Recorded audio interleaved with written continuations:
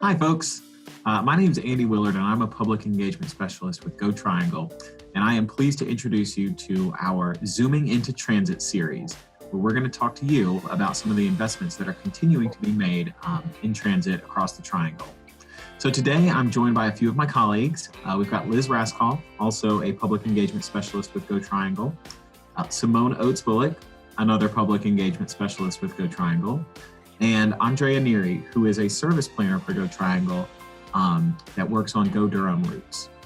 So first of all, I just want to take a moment and acknowledge the reason why we're doing these videos. And that's because we want to connect with the public who, for the most part, is staying at home like us, and get y'all's input on those projects that I mentioned.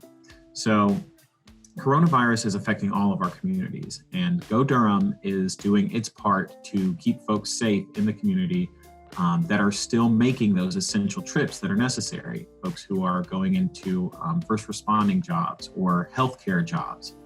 So they've been making an extra effort to clean regularly, have folks enter and exit the buses from the rear so that they're reducing contact, cleaning especially going on in Durham Station and the platform there, really in an effort to try and keep people as safe as possible.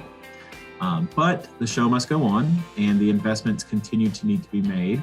So if you're like us and you're stuck at home and not able to take the bus, but still want to be involved with this process, then you came to the right place. So let's go ahead and get to the content, Andrea. So some of the goals of the service changes are in line with the short-range transit plan that was approved by the Durham City Council back in June of 2019. So for folks who are less familiar with that document, Andrea, can you give us a high-level overview of it and some of the goals that are in there? Sure, no problem. Well, my first question is, what is that UNC background behind you? Oh my God. Hey, I'm a Tar Heel as well, so I was trying my best to keep it hidden, but that is my flag. That's my alma mater. So going back to the point, the GoDurham Short Range Transit Plan is the document that guides how transit service in Durham will be improved in the next few years. It was approved last year, and with these proposed service changes, we'd be getting closer to its full implementation. The survey's responses, feedback from riders, and the analysis of performance data helped us shaping it. The first goal of the plan was to improve on-time performance, and the January 2020 service changes were specifically designed for it, already achieving very positive results. The second goal of the short-range transit plan is to improve frequency of service, particularly at night, Sunday, and holidays, as requested by about 31% of the GoDurham onboard survey respondents. These August service changes that we are proposing and that we encourage you all to comment on are actually aimed to be the answer to this request. That's great. And it's awesome to see that map develop over the years and the spaghetti scroll just go further and the colors change as frequency gets added in there. It's really exciting. So here are some of the highlights in terms of the statistics for what's being added. You want to walk us through that as well? Sure. So we have Route 5 that already runs every 15 minutes as a corridor between Stratford Lakes and downtown. But we are proposing to extend that 15-minute service corridor all the way to South Point Mall. So this is going to be a big improvement, big step forward for Route 5. Between Route 1, 2, and 4, we are adding 32.7 additional miles of 30-minute service at night, Sunday, and holidays. On Route 8, we are adding 12.1 additional miles of 30-minute service on Saturday. This is going to serve a lot of residents and job opportunities, over 13,000 residents and almost 12,000 job opportunities. Wow. And so we won't spend too much time here since I know that we've got other slides that go into detail about some of these, but this is a preview of what we're going to be talking about today. So if you want to go ahead and just fast forward to whichever route you're most interested in at home, feel free to do that. But for us, we'll go ahead and start here with Route 1. Yeah, so for Route 1, we are talking about doubling service. Can you explain more about what that means specifically? No problem. So today at night, Sunday and holidays, we run service every 60 minutes on Route 1. This is going to be improved to every 30 minutes with this proposed service changes. So areas, very important areas in North Durham like Northgate, North Point, Willowdale, Orton Road will see a double frequency compared with the current service. Excellent.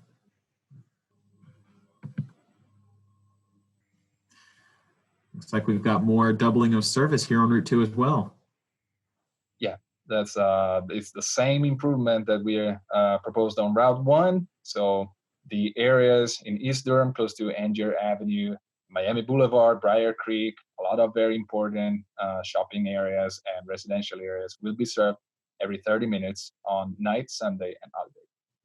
So that means that someone who is maybe making a round trip during the day on a Sunday to go shopping, or maybe they have a part-time job on the weekends, they won't have to wait as long to make that round trip. Instead of waiting 60 minutes for the next bus, they'll be able to get back on a 30-minute route. Absolutely. This is going to improve the user experience on Sundays, nights, and holidays tremendously. Nice. Okay, so tell us a little more about some of the destinations for Route 4 and just the excitement around this expansion. So on nights, Sundays, and holidays, Route 4 will have 30 minutes running through areas like downtown, Gear Street, Duke Regional Hospital, and then the shopping areas on Orton and Roxborough. Very major destinations that will see big improvements in service. Yeah, I did also want to point out the Durham Senior Center down there. Very important for folks to know that seniors, not only in Durham, but throughout the Triangle, can ride the bus for free. I know in Durham, they do have a card. They issue you a card that you can get at Durham Station, but elsewhere you can just show another ID. So very important for seniors to know that that route's going to be going right down by the center and that they can get on there for free if they need it. Okay, so we kind of get it. You guys are doubling the service on several routes, but no, seriously, this is great. But what are some of the destinations for this route? Route 8 is an important route that serves NCCU, McDougall Terrace, Apartments, and Durham Tech. So this is the only route that is still running, the only major route that is still running every 60 minutes on Saturday. So we want to bring it down to every 30 minutes because it serves very important areas. So it seems like for all of these 4 routes, we're just expanding a lot of weekend service on some really, really important routes and connecting people to hospitals, schools, and just leisure activities. So this is great. Yes, the routing is not changing on the routes we have been talking about so far. All right, but now we are going to be talking about some of the changes to the routing. So I know that 5 and 12 have a little bit more extensive changes. So why don't you walk us through some of that? No problem. So Route 5 is going to be streamlined in order to make possible to run every 15 minutes. So the Stratford Lakes stop is going to be removed together with the 5K and eliminated from the route, but stops along the Fayetteville Road frequent service are not too far. And there's actually plans to build more stops and better stops along the way together with safe pedestrian crossing. Another big change is that Renaissance Center and NC 751 and NC 54 will not be served by Route 5 moving forward if the proposed service changes are actually approved. And those areas are instead going to be served by Route 12. The last change on Route 5 is going to be at the South Point Mall stop, which is going to be relocated concurrently with the Park and Ride closer to Renaissance Parkway. That's great. Yeah, that's a really big park and ride where a lot of folks are coming to commute either into Chapel Hill for work or into Durham. Sure. Route 12 is actually changing as well. The frequency is not changing. It's still going to be every 60 minutes, unfortunately. But we are going to have the area south on South Austin Avenue, Falls Point, and NC 55 that I pointed here with an arrow on the map, served by the 12B instead of Route 12. Route 12, instead, during the day, will serve Renaissance Center and NC 751 and NC 54 that Route 5 is not serving moving forward. Another change is that Streets at South Point bus stop will be relocated for Route 12 as well, closer to Renaissance Parkway. Very cool. So And this is for the nights, Sundays, and holiday service for Route 12, just for folks at home. So here you see that actually at night, Sundays, and holidays, the Route 12 will still be serving South Austin Avenue, Falls Point Apartments, and NC 55 as it does today. This is the only difference from the weekday at daytime. Okay. And then tell us a little bit about the 12B, how that complements the service.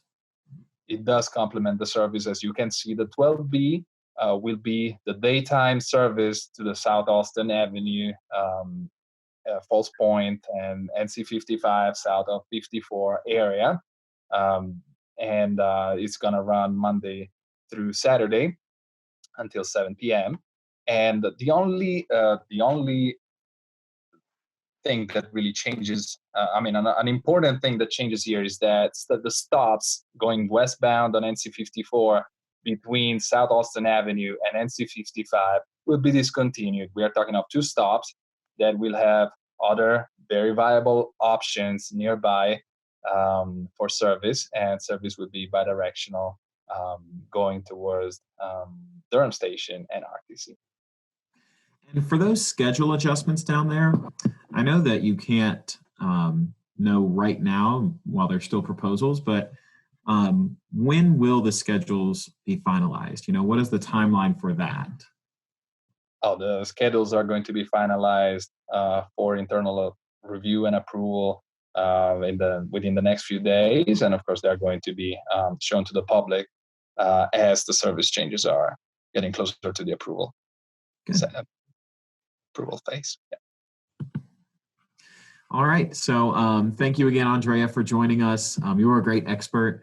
So like I said up top, the reason for us having this whole video series is to get folks' comment on these changes and more. So now that you've gotten a preview of what's coming, please do go to godurhamtransit.org/service changes to read the full proposal and provide your comments. If you'd rather send us a mail, you can do so with the address here below. And then as always, follow us on Twitter to stay up to date at GoDurham Transit as this situation develops. So thank you again, and we'll see you next time. Thanks, Maria. Thank you.